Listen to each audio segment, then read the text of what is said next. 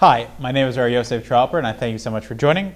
This is class 2 of a 4-part series called Unraveling the Scroll of Esther.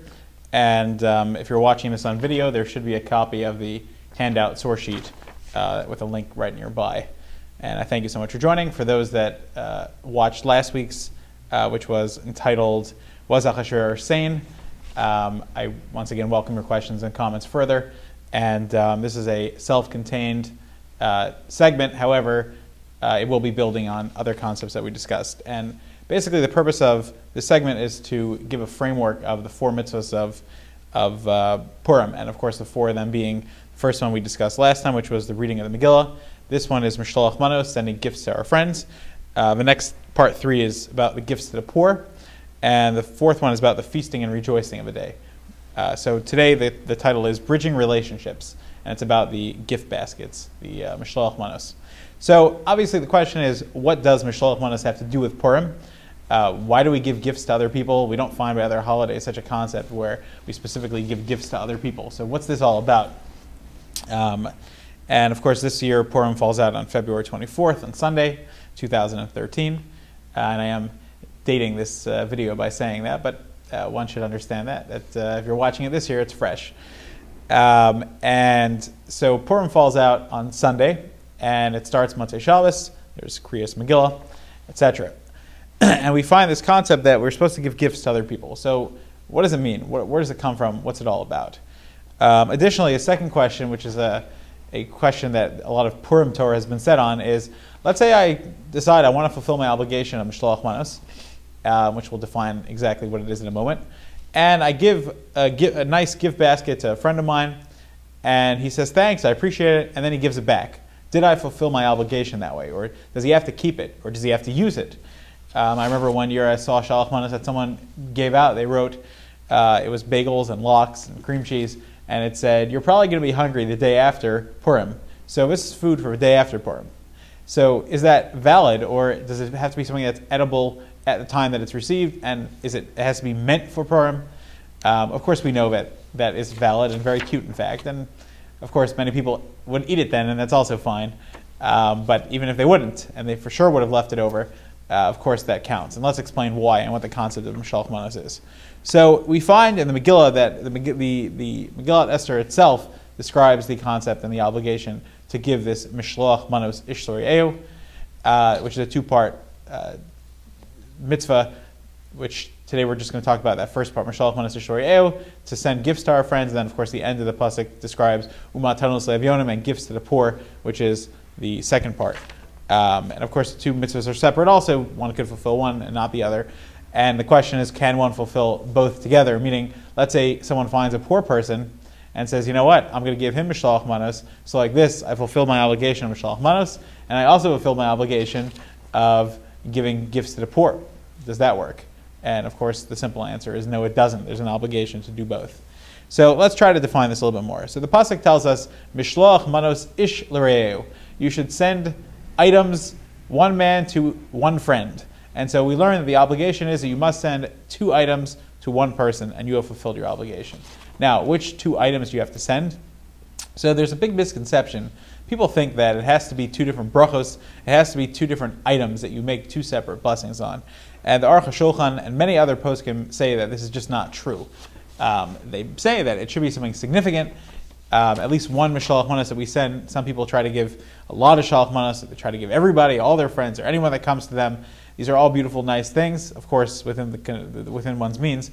But the main thing is that one should try to give one Mishloach Manos that is of significance, with food there that's fit for a meal. What I personally try to do is I try to give a nice piece of food, whatever it is, and a nice drink along with it, and maybe some other stuff too. But the minimum obligation is 2 significant things sometime during the day. And so what's going on over here? So we find that there's a dispute between 2 people, very interesting, famous dispute, about what is the purpose of Mishloach Manos, where does it come from? And the first one is from a Trumas Hadeshen in number 111. In that tshuva he talks about it. And he says a very simple thing, that there's an obligation to have a meal and to have a day of enjoyment on Purim, and therefore in order to ensure that every single person will have enough food for their meal, there was a rule that was made that the Jews will think about one another and give out food to those in need. But in order not to embarrass people and say, oh, we're only giving it to poor people, so they made up a rule that every single person will get food. We'll give out food, even people who are rich. It's funny because usually some of the richer people always get even more. And I always say some of the Rabbanim get more food than they could possibly eat. So the idea is that this is the Truma suggestion says that not to embarrass those in need, they made a takana and a mitzvah that we should give the rich and poor alike. And that's with the Chassam Sofer's interpretation in Orach Chaim 196. But that's a basic understanding. That's a Truma suggestion. The second shot is a very interesting shot. It's from the Manos Halevi. Now you might hear that name and think to yourself, who's the Manos Halevi? And the truth is that you know him, and you know him very well. The Manos Halevi is Rosh Shlomo Halevi Alkabetz. So you might hear that and say, who? So I'll tell you, he lived in Tzfat in the 1500s. He was a great makubal. Okay? So think about Tzfat and think about what he composed. Well, he is very famous. Rosh Shlomo Halevi Alkabetz is very famous for composing the Licha Dodi song. Tzfat, Arizal, and his Talmidim were all very big into the idea of Licha Dodi Likrat Kala. Let's come and greet the Shabbos, go out to the field and greet the Shabbos like the Gemara in Shabbos describes. And Rosh Shlomo Halevi Alkabetz composed Licha Dodi song. A beautiful story behind it, not for now. So, he writes that the Megillah describes the Jews with a certain word and certain words, and in order to combat those words, we specifically do Mishloach Manos. What are these words? So let's explore it. The Medrash tells us that when Haman told Achashverosh that he wanted to destroy the Jews, Achashverosh said, you're a fool, that'll never happen, you can't do that. So Haman said, why not? So Achashverosh told him that every king and every ruler is well aware of a Jewish people, and we're aware of what they do for our society, like we spoke about last week, and it's not not financially beneficial for us to exterminate them, get rid of them, as Haman was threatening to do. And I'm using his phraseology. He wanted to get rid of them. The final solution, the originator of the Nazi genocide, he was the embodiment of all evil, Haman. And Achashverosh said, we can't get rid of the Jews. They have too many merits that are protecting them from evil people and from people wiping them out. And Haman said, boy, are you wrong. Yeshno Am Echad, there is one nation, Mefuzar umeforad bein ha'amim. They are scattered and spread out. Ve'es dasei hamelech einam osim, and they don't follow the king's rules. So a simple understanding is that it's saying that, and the Malbim and other Mefarshim say that Haman, why is he telling us that they're spread out? So Haman was explaining that if you kill the Jews, you're afraid that people are going to notice that they're dead. You're wrong. The Jews are so spread out, they don't have one central place in your kingdom. And therefore, no one's going to notice, okay, you killed out a couple in this city, a couple in that city. They're not going to be noticed. Okay. However, the Medrash tells us that's what it means. It means that Mefuzar or Meforah, the Jews lost their merit because they are scattered and they are in disagreement with one another. And since there is a lack of unity on the Jewish part, therefore, you will have power to kill them and destroy them. Said like a real Amaleki. That's what Haman was. He was a descendant of Amalek. And another part the Medrash says is Ve'es dasei hamelech einam osim. The simple understanding is they don't follow Achashverosh, the king's rules, and therefore why would you want them? Lamelech ein shavel anicham. There's no benefit of keeping them. However, the Medrash says in Esther Rabbah that it means Ve'es dasei hamelech, the rules of the king God einam osim. They're not following, and therefore we're able to kill them, and therefore we have power over them. In fact, some of the Mefarshim explain that it was because Achashverosh's party, which took place on Shabbos, and there was Chilul Shabbos there, and the Jews were not keeping Shabbos properly, that this was another thing that caused them to be able to be vulnerable to their enemies. And obviously, when the Jews got together, Lech Kenos es Kol Yehudim, the Medrash Tehillim says that Esther wanted to solve this problem, so she said, go gather the Jews, bring them together, bring them and unify them. That's what Purim is all about. Purim is all about unifying the Jews. And this says the Manos Halevi, who is Rosh Shlomo Levi Alkabetz. This means the gift of a Levi. He's taking it. It's funny that the Manos Halevi in his Sefer defines what Mishloach Manos is.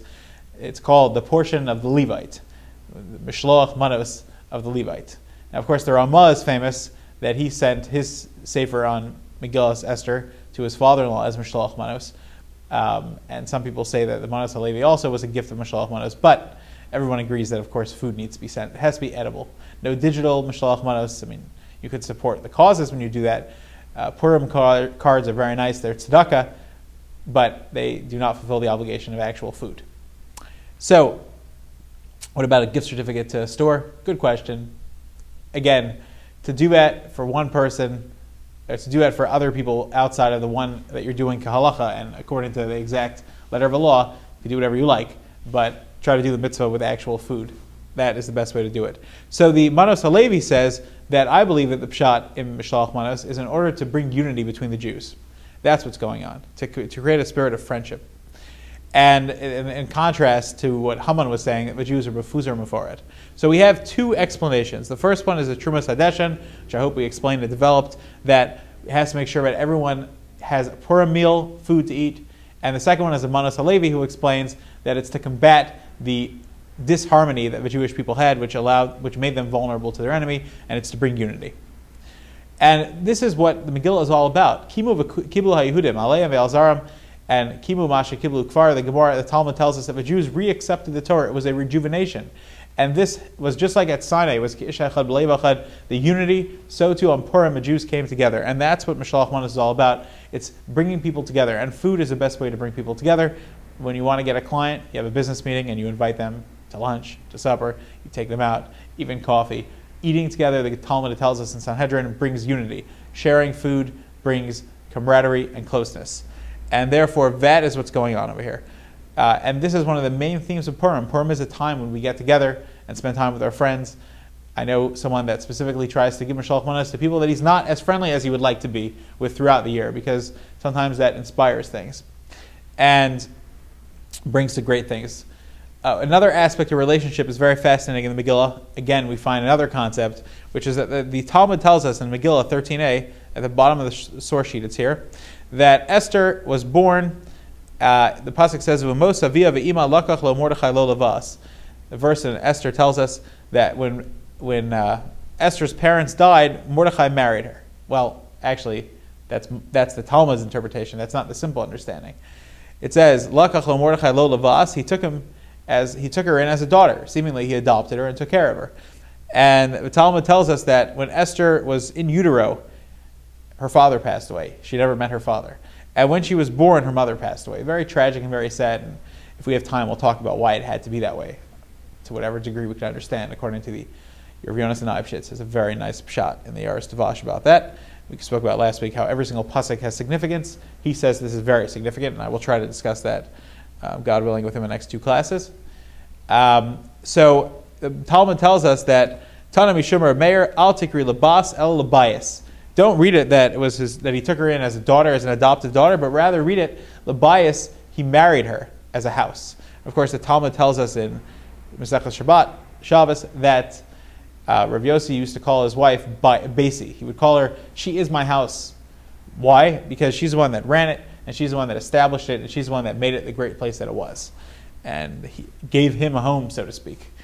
And so another relationship that is being discussed here is this idea of Mordechai and Esther, about how they were married. And this is a relationship of marriage. Had a very scary part of the story with Achashverosh taking Esther, because of course the beauty contest, although it officially claimed that they were looking for single eligible maidens, but in truth anyone that was pretty was eligible, even if she was married. And that was Achashverosh and his advisors all agreed on that. But what's very interesting is that there's a very famous Vilna Gaon. The Vilna Gaon says that, he writes a beautiful thing, that when Esther was called to Achashverosh, she went because she had to. She understood with Ruach HaKodesh, Mordechai had Nevuah, that she herself, Esther herself, was one of the 7 prophetesses, as we mentioned in the past. And the pasuk tells us that every single girl had a chance to try out in the beauty contest with Achashverosh. And the pasuk says, and the Vilna Gaon points out the trup, the cantillation marks express a very interesting thing, and I'd like to discuss this. The pasuk tells us that each girl would request different clothing or different things, instruments or whatever else they wanted to bring in to the king in order to try to impress him and win the contest and become his queen. And the pasuk says that they made the beauty contest, And this is in the second chapter of Megillat Esther. It tells us that Esther was reluctant to go and she got caught.